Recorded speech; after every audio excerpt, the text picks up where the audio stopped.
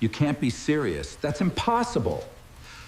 Read the contract. The projections are strong, but we must ensure execution is flawless. Yeah. Yes, sir. I understand.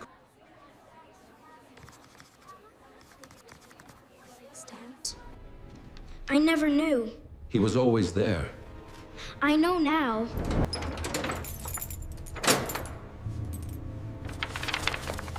Thank you.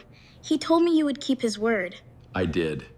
For both of you. The moment someone celebrates too early is often the moment they lose everything. William Sterling smiled as Monica Carter placed her signature on the final page. The conference room overlooking downtown Chicago was quiet except for the soft rustle of legal papers and the distant hum of traffic 20 floors below. Floor-to-ceiling windows reflected the gray afternoon sky, while a polished walnut table separated two people whose marriage had officially reached its end. William leaned back comfortably in his chair. At 62 years old, he had built Sterling Holdings into one of the largest real estate companies in the Midwest. He was used to winning negotiations, closing deals, and controlling outcomes. Today felt no different. Across from him, Monica carefully lowered the pen and folded her hands together. Her expression revealed almost nothing. No anger, no tears, no argument. The calmness surprised several people in the room. Nearby, attorneys organized documents while assistants prepared the final filing package. To everyone watching, the case appeared finished. William certainly believed it was. "I appreciate your cooperation," he said with a satisfied smile. "This makes things easier for everyone." Monica simply nodded. She did not respond. Sitting quietly near the corner of the room was 10-year-old Nia Carter. The young black girl had spent most of the afternoon reading a book while adults discussed legal language she barely understood. She wore a simple blue cardigan and kept a small notebook resting on her lap. Most people in the room paid little attention to her. They viewed her as an observer with no connection to the outcome. Yet Nia noticed things others missed. She noticed the way Monica occasionally glanced toward a locked leather portfolio resting beside her chair. She noticed how attorney Rebecca Lawson remained unusually focused despite the apparent conclusion of the proceedings. Most of all, she noticed that Rebecca had not packed her briefcase. Everyone else seemed ready to leave. Rebecca was not. William stood and buttoned his expensive jacket. "I believe that concludes everything." One attorney smiled. "Congratulations, Mr. Sterling." Another extended his hand. "A clean resolution." William accepted the praise easily. The settlement preserved control of the company. The majority of the assets remained exactly where he wanted them. Years of careful planning had produced the result he expected. He glanced toward Monica again. "I hope this allows both of us to move forward." Monica looked out the window toward the Chicago skyline. "Perhaps." Her answer sounded distant. William interpreted it as resignation. Rebecca Lawson, however, quietly studied the documents spread across the table. She had represented Monica for years and understood something nobody else in the room appeared to recognize. The story was not over. In fact, the most important part had not even begun. As assistants gathered folders and prepared to leave, Rebecca reached into her briefcase and removed a thin file. The motion was small, almost unnoticeable, yet Nia saw it immediately. The girl tilted her head curiously. Rebecca placed the file beside her legal pad, but did not open it.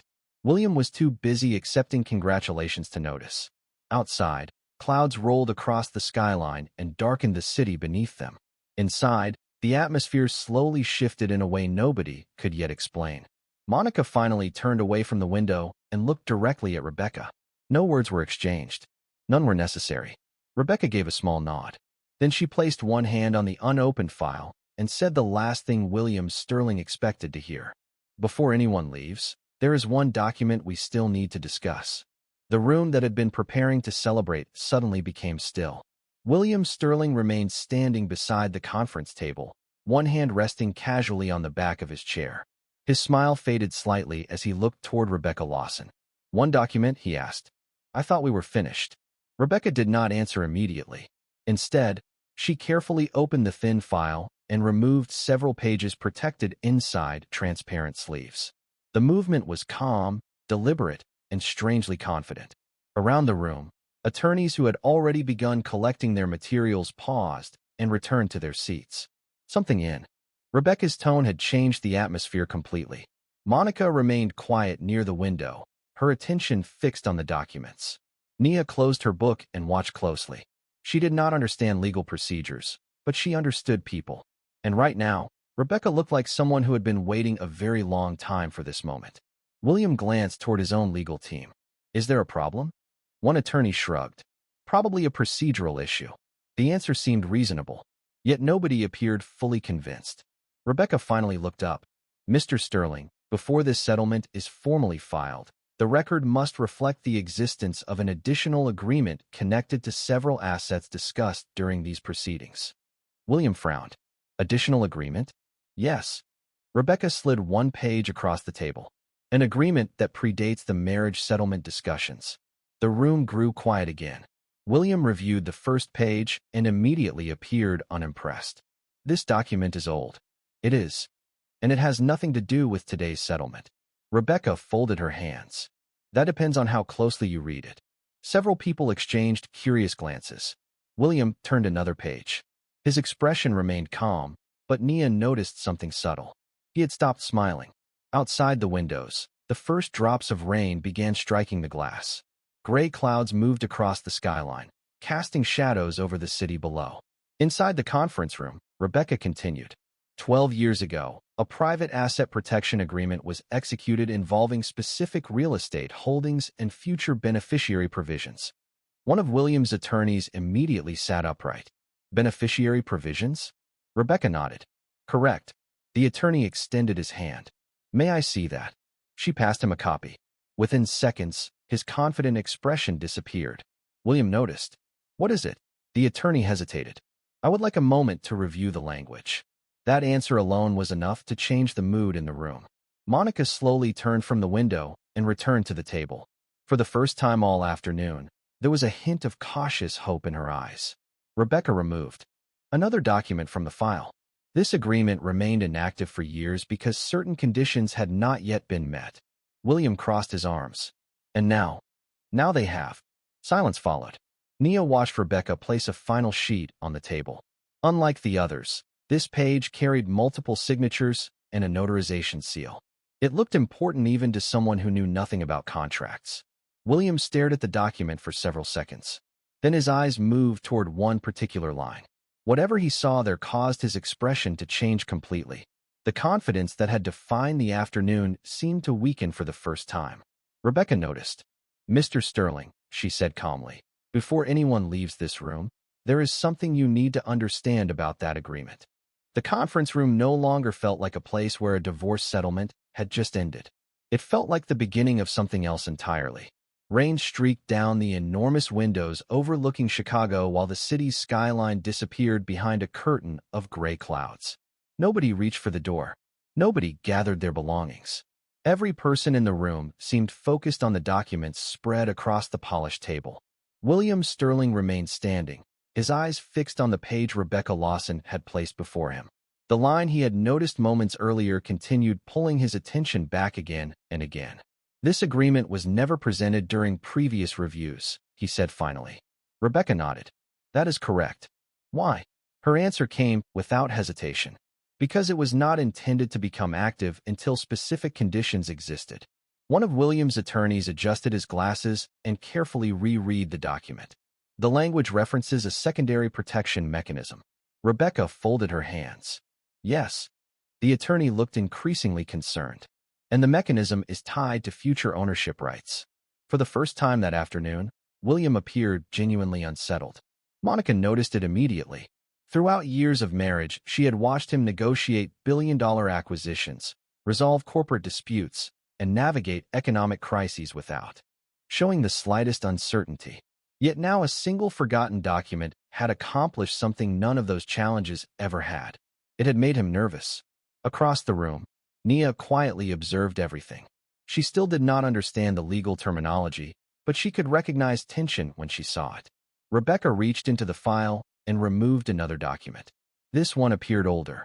The paper itself showed signs of age, and a notarization stamp near the bottom carried a date from more than a decade earlier. This agreement was executed 12 years ago, Rebecca explained. At the same time, a number of Sterling family assets were restructured. William frowned.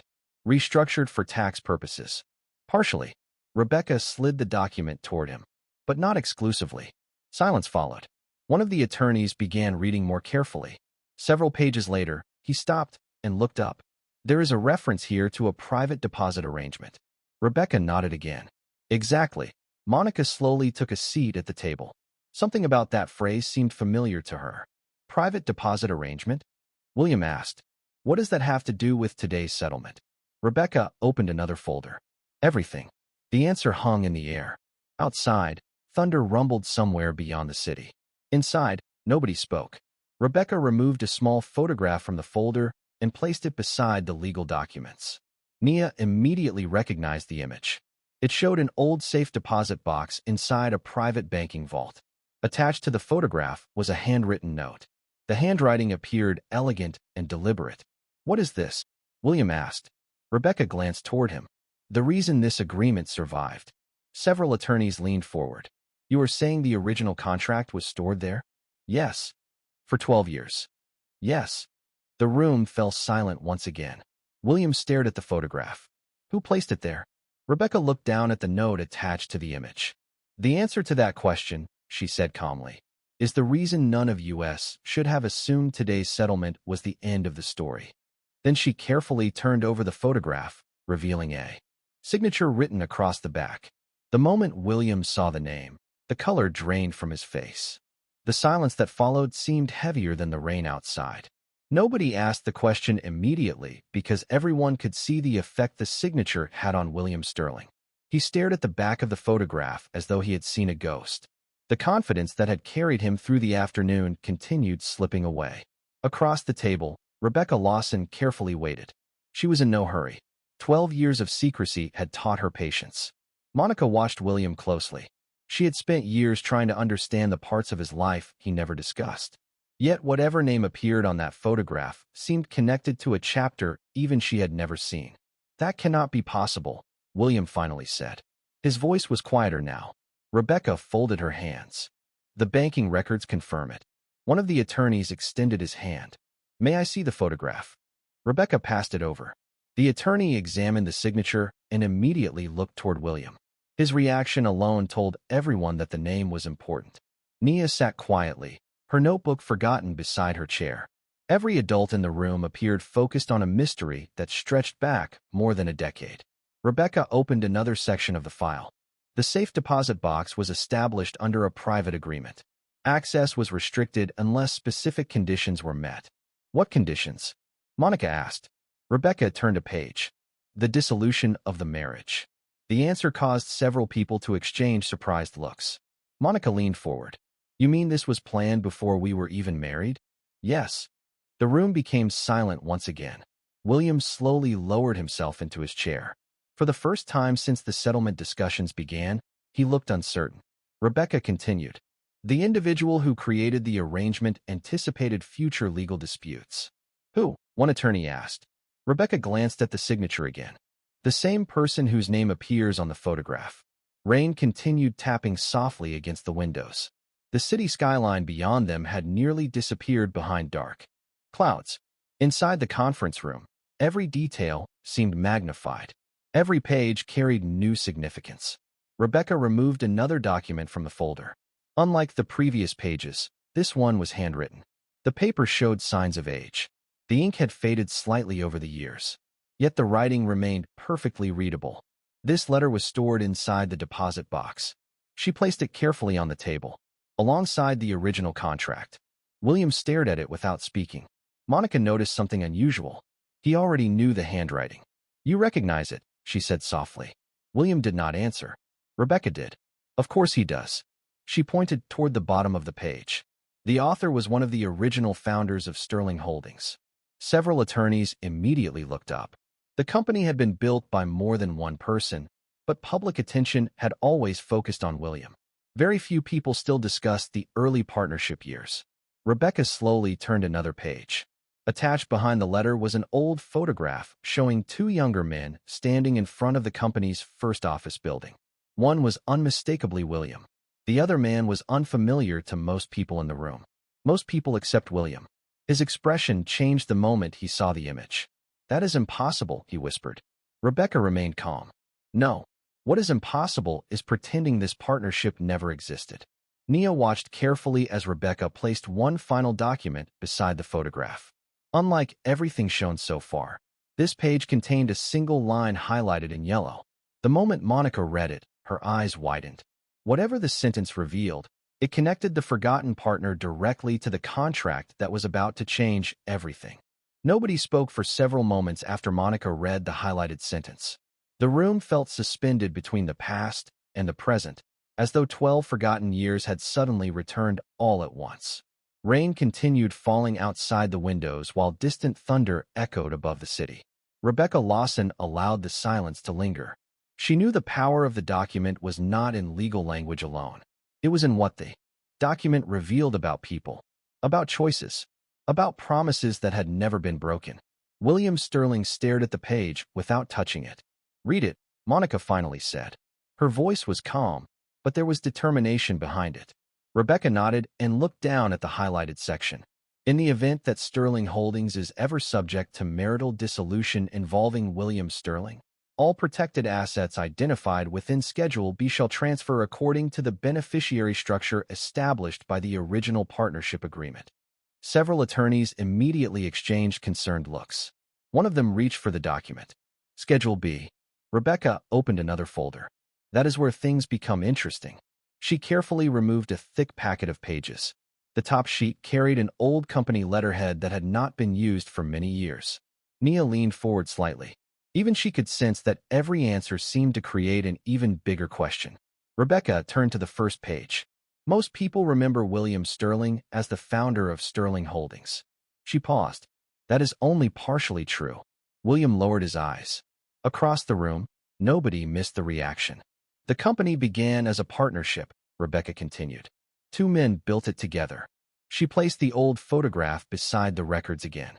The younger William stood smiling next to his forgotten partner in front of a modest office building. The image looked nothing like the billion-dollar empire everyone knew today. When the company was formed, both founders signed a protection agreement. Monica looked carefully at the paperwork. Protection from what? Rebecca answered immediately. From future disputes over ownership and inheritance. Another attorney reviewed the pages. This agreement is legitimate. His voice carried obvious surprise. It was properly executed and notarized. Rebecca nodded, and it was never revoked. The room became quiet again. William slowly rubbed his forehead. The confidence he carried earlier now seemed very far away. Rebecca removed another page. What nobody realized is that the agreement included a dormant clause. Nia heard the unfamiliar phrase and glanced toward Monica. Monica looked equally confused. Rebecca explained. A dormant clause remains inactive until a specific event occurs, such as a divorce. One attorney said quietly. Exactly. Rebecca placed another page onto the table. Several signatures appeared at the bottom. One belonged to William. The other belonged to the forgotten partner. Beneath them was a final signature that caused Monica's eyes to widen. Who is that? She asked. Rebecca looked directly at her. The trustee responsible for preserving the beneficiary structure. William suddenly sat upright. That is impossible. Rebecca met his gaze. No. What is impossible is pretending you never knew the clause existed. Nobody moved. Nobody interrupted. Then Rebecca carefully turned to the final page of Schedule B. The document listed multiple protected assets. Real estate holdings. Investment accounts. Private trusts. But one line stood apart from all the others. It had been marked years ago with a handwritten notation from the original partner himself. The moment Monica read the note, her expression changed completely. Because for the first time, the document was no longer describing property. It was describing a person. The room seemed smaller after Rebecca Lawson said the document was describing a person. Every eye immediately returned to the handwritten notation. Rain continued tapping against the windows while the fading afternoon light cast long shadows across the conference table. Nobody reached for a phone. Nobody checked the time. The divorce settlement that had appeared finished less than an hour earlier now felt completely irrelevant compared to the mystery unfolding before them. Monica carefully reread the notation. This beneficiary designation shall remain protected until verification of identity is completed. She looked up. Identity. Rebecca nodded. Yes. One attorney leaned forward. You are saying this clause was never about property alone. Correct. Rebecca slid another document onto the table. The assets were only part of the arrangement. William Sterling stared at the page. His expression revealed something he had tried to hide since the first document appeared. Recognition. He knew where this was going. He simply did not want anyone else to know. Nia noticed it immediately. Throughout the afternoon, she had watched adults speak in careful legal language, but emotions were harder to conceal. William looked like someone who remembered something he hoped would stay forgotten. Rebecca opened a smaller envelope taken from the safe deposit records. The paper inside appeared fragile with age. This letter was written by the original partner shortly before his death. The room became silent again. She unfolded the page and began reading. If this agreement is ever activated, it means circumstances have unfolded exactly as we feared. The beneficiary named herein must be protected regardless of future business disputes, family disagreements, or marital proceedings.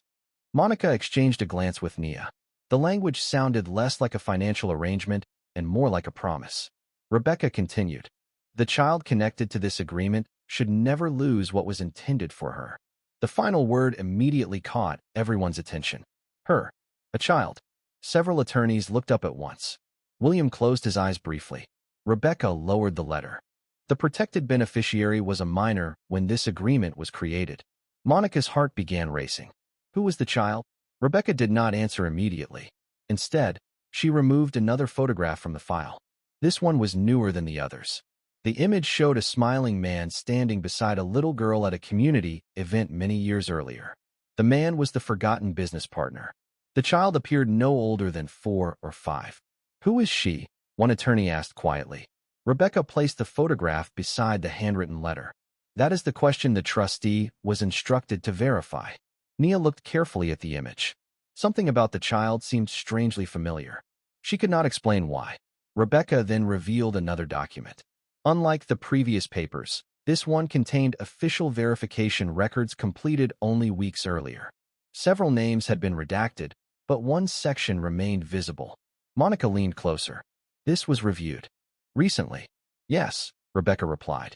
Because the triggering event finally occurred. William suddenly stood. Enough. The single word echoed through the room. Everyone turned toward him.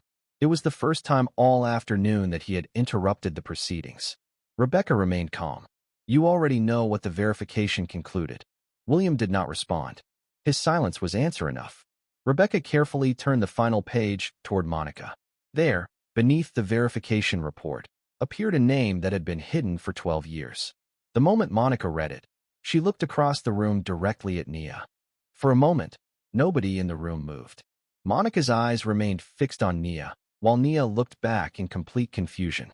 The young girl had no idea why every conversation suddenly seemed connected to her. The rain outside had softened into a steady rhythm against the glass, but inside the conference room the silence felt almost overwhelming.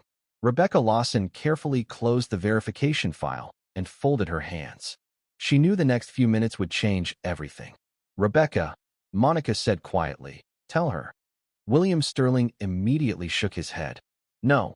The response came so quickly that several people looked at him in surprise.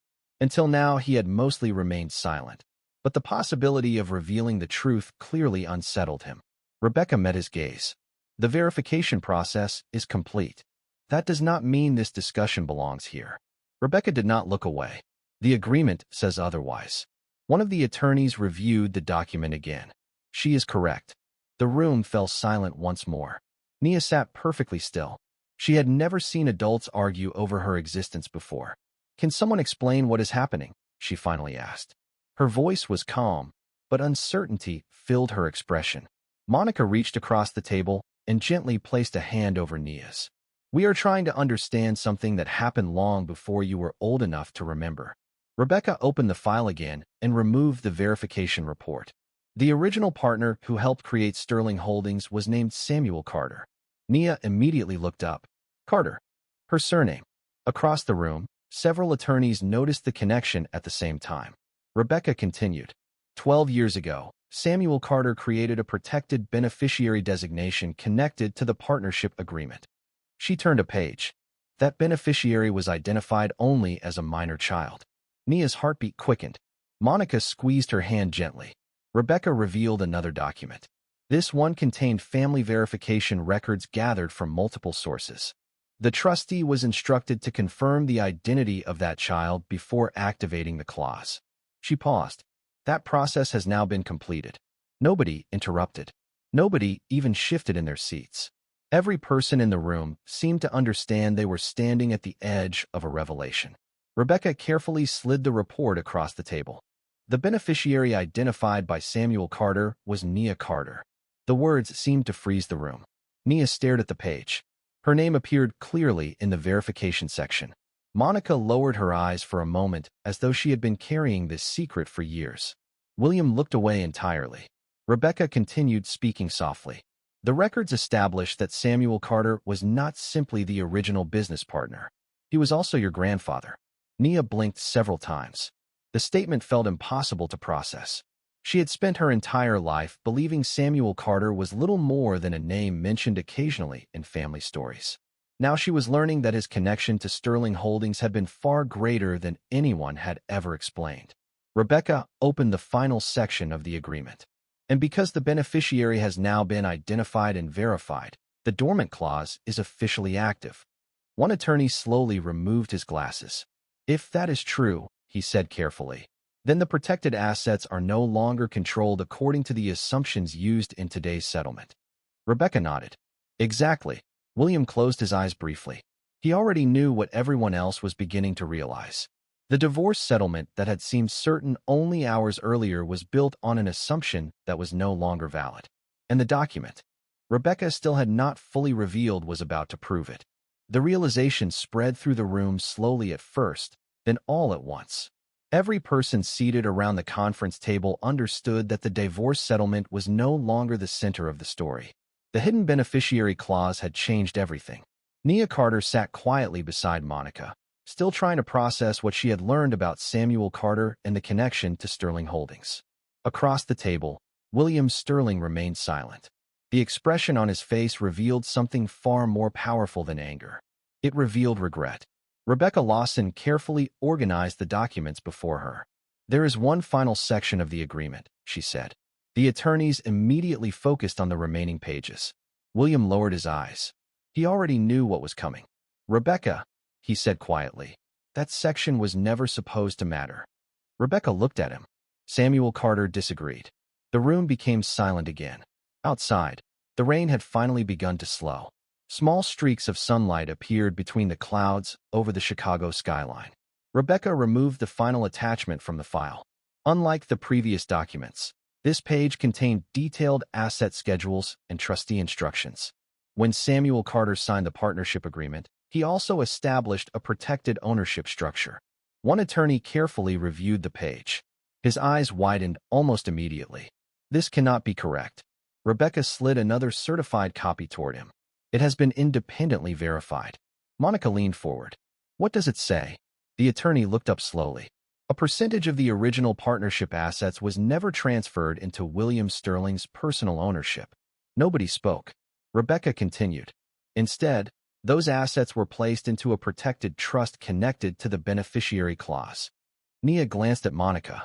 She still did not fully understand the financial implications, but she could tell that every adult in the room suddenly viewed the documents differently. Rebecca pointed to a highlighted section. The trust remained dormant while Samuel Carter's beneficiary was unverified. She paused. Now that verification has been completed, the trust becomes active. William closed his eyes briefly. Monica stared at the numbers printed on the page.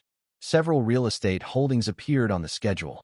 Investment accounts, commercial properties, long-term revenue interests, assets that had quietly grown in value for more than a decade. How much? One attorney asked softly. Rebecca looked down at the certified valuation report. Current estimates placed the trust value at approximately $187 million. The room froze. Even Nia understood enough to recognize that the number was extraordinary. Monica slowly turned toward William. You knew? It was not a question. William looked toward the windows. I knew the agreement existed. And you never said anything? He hesitated before answering.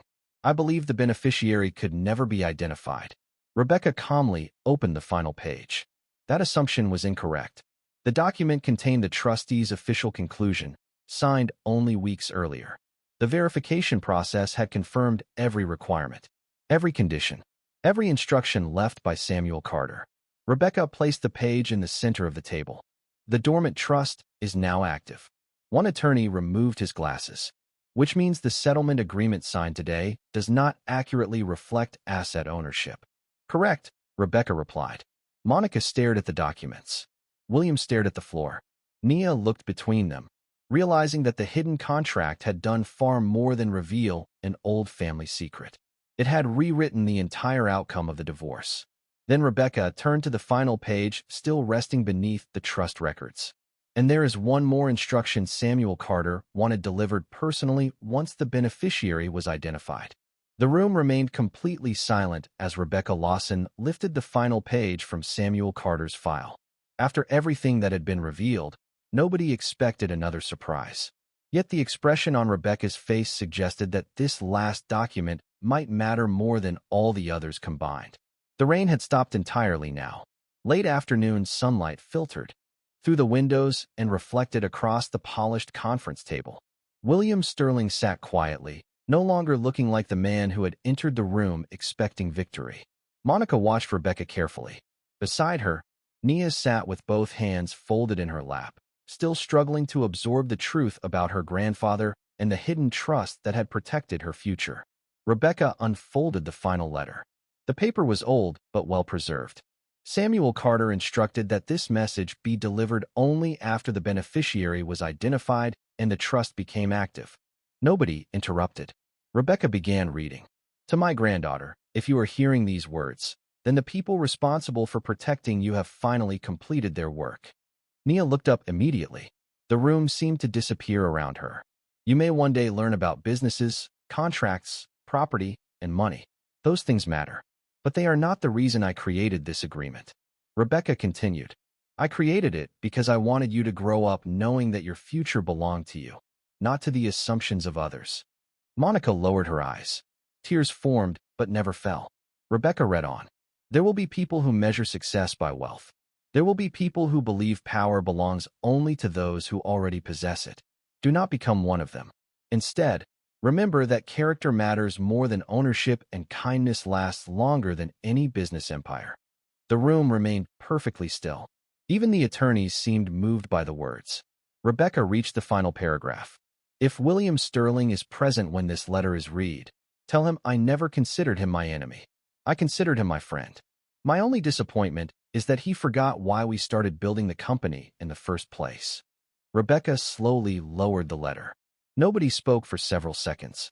Then William looked toward the old photograph showing the two founders standing together outside their first office. His expression carried regret, but also understanding. He was right, he said quietly. Monica looked at him. About what? William took a long breath. About why we started. He looked toward Nia. Your grandfather believed success meant creating opportunities for other people. Somewhere along the way, I stopped thinking about that. The honesty surprised everyone. Rebecca carefully organized the documents into a single file. The trust activation paperwork will proceed immediately. The settlement agreement will be amended to reflect the correct ownership structure. One attorney nodded. Legally, that is the only appropriate outcome. For the first time all afternoon, nobody argued. There was nothing left to dispute. The truth had already settled every question. Nia looked down at the photograph Rebecca handed her. The image showed Samuel Carter smiling beside William many years earlier. It no longer felt like a picture of strangers. It felt like part of her own story. Outside, the clouds had cleared completely. Golden sunlight filled the room as people slowly gathered their belongings. The divorce settlement that began the day was no longer what anyone would remember. What they would remember was a hidden promise, a forgotten friendship, and a little girl who discovered that her future had been protected long before she ever knew she needed protecting. As Nia stood beside Monica and prepared to leave, she carried something far more valuable than $187 million. She carried the truth.